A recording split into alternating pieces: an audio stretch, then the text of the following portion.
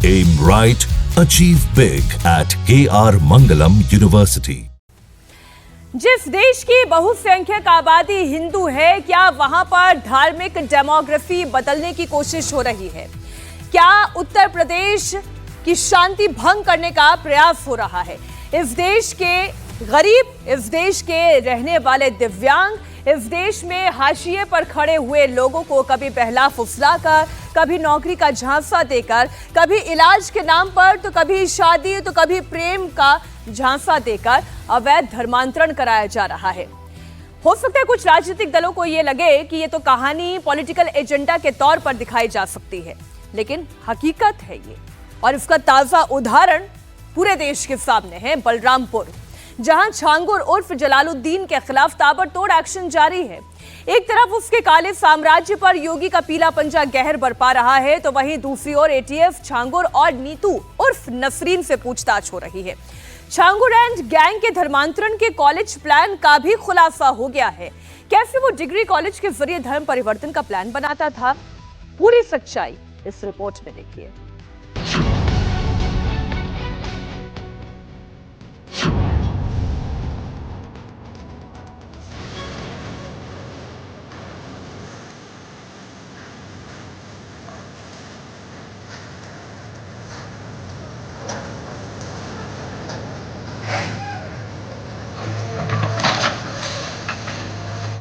हिंदू बेटियों का दुश्मन, तीसरे दिन बुलडोजर एक्शन।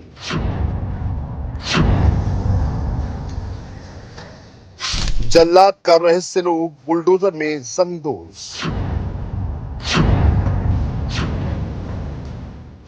जल्लाद जलालुद्दीन का छल, खुल रहा धर्मांतरण का सच।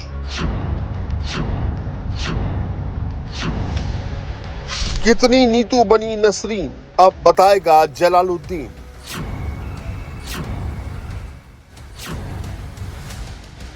मुंबई दुबई तक नेटवर्क, 100 करोड़ का क्या है सोर्स?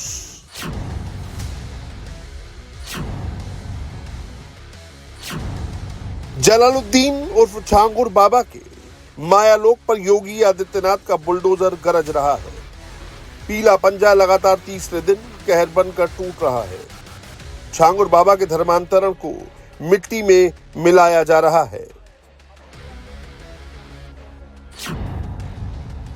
अवैध धर्मांतरण के जरिए जलालुद्दीन उर्फ छांगुर बाबा ने कितनी अकूत संपत्ति जमा की, उसका ये जीता जागता एग्जाम्पल है।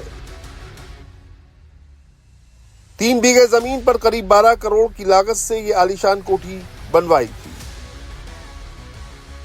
जिसमें 70 कमरे और हॉल थे। उसमें 40 रूम और हॉल अवैध है, जिन पर बुलडोजर एक्शन चल रहा है।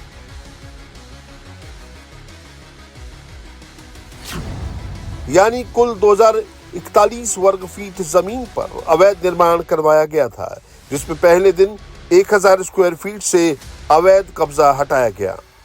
दूसरे दिन 500 वर्ग फीट सरकारी जमीन को खाली कराया गया, और आज तीसरे दिन बाकी बचे 541 वर्ग फीट जमीन को खाली कराया गया। बलरामपुर के उतरौला कस्बे में लगातार योगी आदित्यनाथ की सरकार का बुलडोजर गरज रहा है, और ये गरज रहा है अवैध धर्मांतरण के मायालोक पर। जी हाँ, छांगुर बाबा का जो मायालोक है, जो आलीशान कोठी है, उसको पीला पंजा लगातार गिरा रहा है। और आज तीसरे दिन ये मान के चलना चाहिए कि बुलडोजर की कार्रवाई खत्म होगी, यानी कि ये अवैध साम्राज्य पूरी तरीके से टूट के निस्त नाबूद होगा। बुलडोजर की अगर बात कर लिया जाए, तो संख्या अगर बात कर लिया जाए, तो 1 2 3 4 5 6 7 8 बुलडोजर के साथ लगातार ये कार्रवाई चल रही है। और ये कार्रवाई लगातार इसलिए चल रही है क्योंकि इस माया जाल को, इस माया लोक को बहुत मजबूती के साथ बनाया गया था, और इसमें सरिया का, सीमेंट का इतना ज्यादा इस्तेमाल किया गया था कि बड़े बड़े अगर बात कर लिया जाए तो जो महल होते हैं वो भी शायद इतने मजबूत नहीं होते होंगे कि 3 दिन से बुलडोजर उनको गिराने की कोशिश कर रहा है। 5-5 रुपए में अंगूठी और नग बेचने वाला जलालुद्दीन और छांगुर बाबा देखते देखते अरबपति बन गया। 100 करोड़ से ज्यादा की अकूत संपत्ति का मालिक बन गया। जलालुद्दीन गैंग को अवैध धर्मांतरण कराने के लिए विदेशों से फंडिंग हो रही थी। छांगुर बाबा मधुपुर में एक डिग्री कॉलेज खोलने की फिराक में भी था। इसके लिए उसकी नजर आलीशान कोठी के बगल में बनी मजार और उसकी 5 एकड़ जमीन पर भी थी। बताया जा रहा है कि छांगुर ने डिग्री कॉलेज की मान्यता के लिए पिछले साल सिद्धार्थ यूनिवर्सिटी से संपर्क भी किया था, लेकिन यूनिवर्सिटी ने मान्यता नहीं दी थी। डिग्री कॉलेज खोलने के लिए छांगुर ने पूरी प्लानिंग कर रखी थी। उसे मालूम था कि कॉलेज में बड़ी संख्या में हिंदू लड़के लड़कियां पढ़ने आएंगे, जिनका धर्मांतरण कराया जा सकेगा। जलालुद्दीन और छांगुर बाबा बलरामपुर में बड़े लेवल पर धर्मांतरण करने की प्लानिंग कर रहा था। यही वजह है कि अपने इस आलीशान कोठी में वो धर्मांतरण के लिए बाकायदा डिग्री कॉलेज भी बनाने की तैयारी कर रहा था। उसके पीछे वजह यह है कि 3 बीघे में छांगुर बाबा की कोठी है, तो कोठी से ही सटी हुई मजार की भी वो 5 बीघे की जमीन है, जो कि इसके पूरी कोठी से एकदम सटी हुई जमीन है। और ये भी बताया जाता है कि इस कोठी का सीधे तौर पर कोई मालिक नहीं है, और जब भी वो धर्म गुरुओं से संपर्क करता था छांगुर बाबा, तो इसी मजार का वो खुद को पूरी तरीके से सर्वे सर्वा बताता था, और यही बताता था कि इस मजार का वही केयरटेकर है, मजार का जो भी काम धाम होता है वो छांगुर बाबा ही करता है। इसी वजह से वो चाहता था छांगुर बाबा कि यहाँ पर बाकायदा डिग्री कॉलेज बनवाया जाए और धर्मांतरण का रेकॉर्ड चलाया जाए, साथ ही 5 बीघे की जमीन भी उसको यहीं से मिल जाए। और इसीलिए छांगुर बाबा लगातार ऐसे लोगों को यहाँ पर लेकर के आता था ताकि अपनी बड़ी प्लानिंग को वो उन लोगों को दिखा भी सके। जानकारी ये भी मिली है कि नीतू और नवीन के साथ साथ छांगुर बाबा का बेटा महबूब डिग्री कॉलेज बनाने के लिए सबसे ज्यादा इंटरेस्टेड था।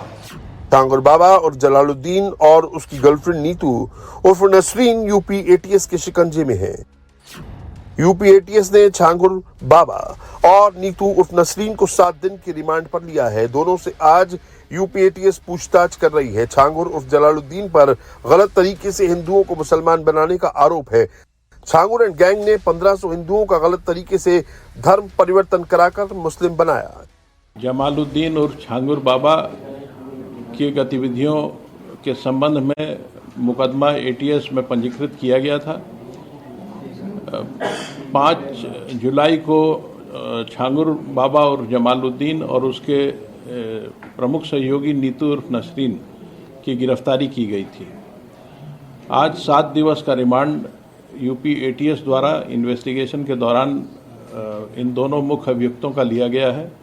इनसे इस गैंग के सभी गतिविधियों, इनके मनी ट्रेल, इनके द्वारा अर्जित अवैध संपत्तियां इत्यादि की जानकारी की जाएगी। साथ ही संपूर्ण गैंग के नेटवर्क की जानकारी भी प्राप्त की जाएगी। छांगुर बेहद शातिर है, खुद लोगों का ब्रेन वॉश किया करता था। ऐसे में एटीएस जानती है कि उससे सच निकलवाना इतना आसान नहीं होगा। इसीलिए यूपी एटीएस इसके लिए कुछ मनोवैज्ञानिकों से भी सलाह ले रही है ताकि छांगुर से अधिक उगलवाया जा सके।